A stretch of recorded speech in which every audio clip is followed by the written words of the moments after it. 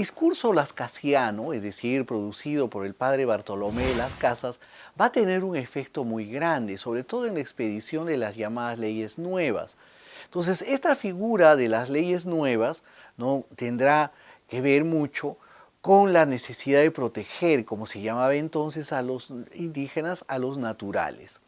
Bueno, es importante aquí que nos refiramos a la condición de los encomenderos, ¿no? Los comenderos eran los primeros españoles, principalmente, que llegaban en condición de conquistadores al Nuevo Mundo.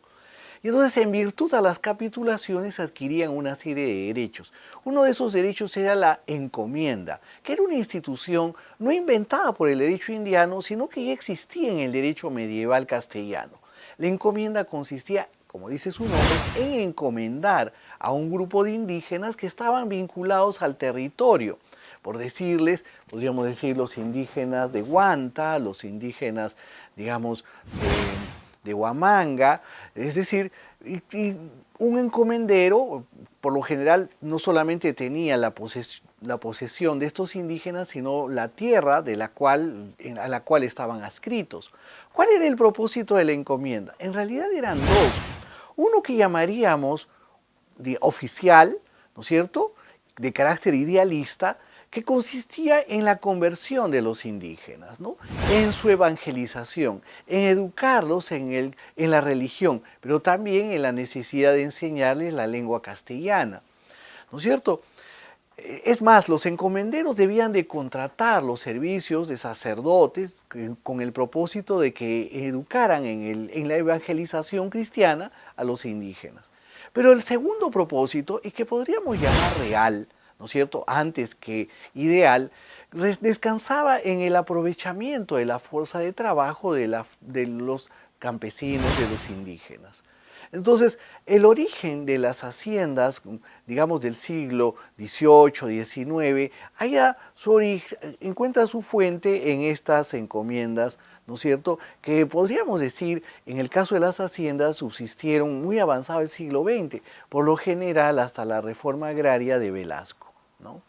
Es más, los primeros encomenderos tenían no solamente poder sobre los indígenas para utilizar su fuerza de trabajo, sino en un momento en el que la estructura estatal era todavía incipiente o casi inexistente, tenían hasta poder jurisdiccional sobre esta población, es decir, podían administrar justicia.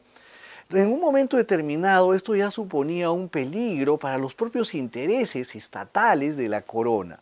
Entonces ellos deciden tener una presencia administrativa en las Indias. Entonces deciden, por ejemplo, establecer un virreinatos, de tal manera que la figura del virrey, que era representante personal del rey, ¿no es cierto?, tuviera un papel importante en el debilitamiento de esta estructura de poder que eran las encomiendas.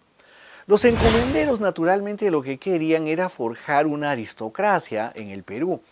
¿Y en qué consistía esto? En lograr la llamada perpetuidad de las encomiendas, con el propósito de que éstas pudieran trasladarse de generación en generación a fin de que el patrimonio y los indígenas que estaban adscritos ahí pudieran mantenerse.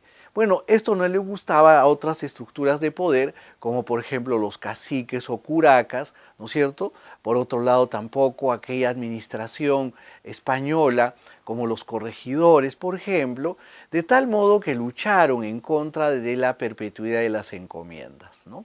Podría decirse que ahí hubo una suerte de empate, porque no triunfó la perpetuidad de las encomiendas, pero tampoco triunfó la tesis opuesta que buscaba el perecimiento o el fin de las encomiendas en la vida de los encomenderos originarios a los cuales se les había asignado.